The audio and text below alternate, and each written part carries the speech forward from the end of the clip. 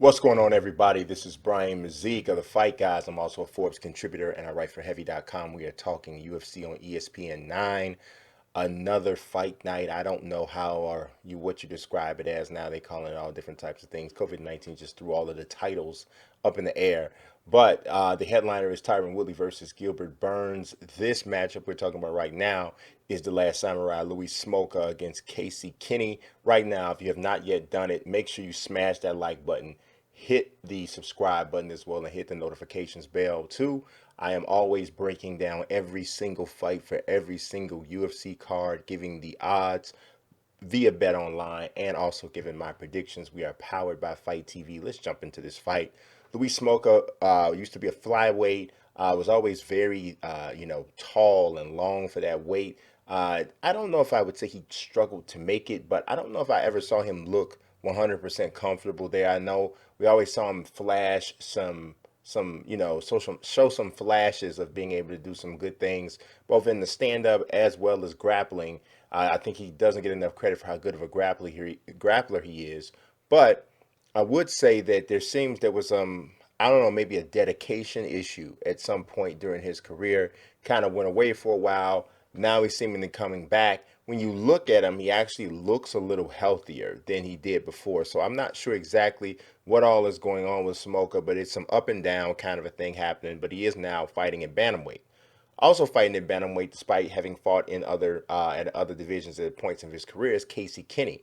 Now, the last time we saw him, he lost a unanimous decision to Merab Davishvili, who is a fantastic young fighter who very memorably lost to Ricky Simone in a fight where he was getting choked out right as the bell sounded, and he went out for a second, but he had won the fight on the judges' scorecards. It was a way crazy thing that went on, but Marab is a really good fighter, really really good fighter. Trains with Matt Serra and those guys.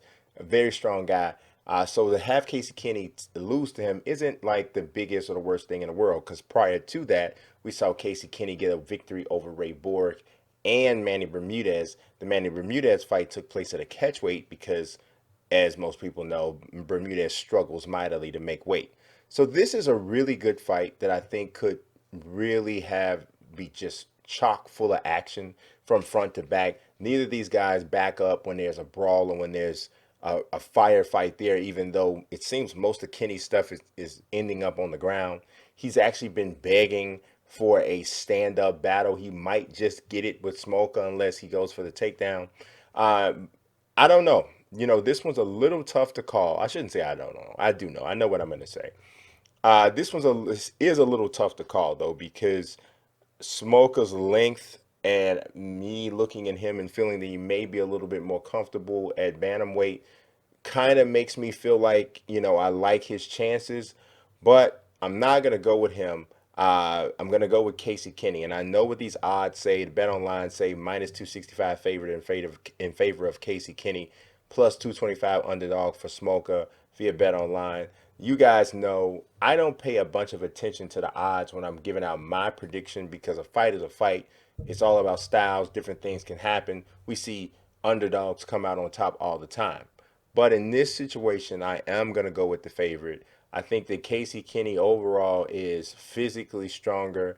I like his motor much better within a fight, especially when you're talking about a 3 round fight. Smoker can sometimes start slow, and in 3 round fights, you do not have a chance or an opportunity to do that. And you're going to hear me mention this a lot. I mentioned it in my first preview for this card. The smaller octagon could be a factor. We're talking about a 25-foot octagon here at the UFC Apex, as opposed to the 30-foot octagon that most guys fight in.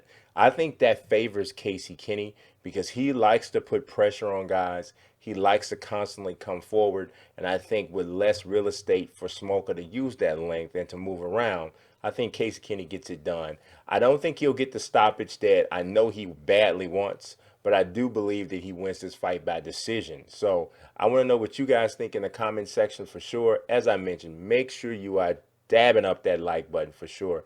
And also don't forget to subscribe. I appreciate you watching as always. God bless and peace.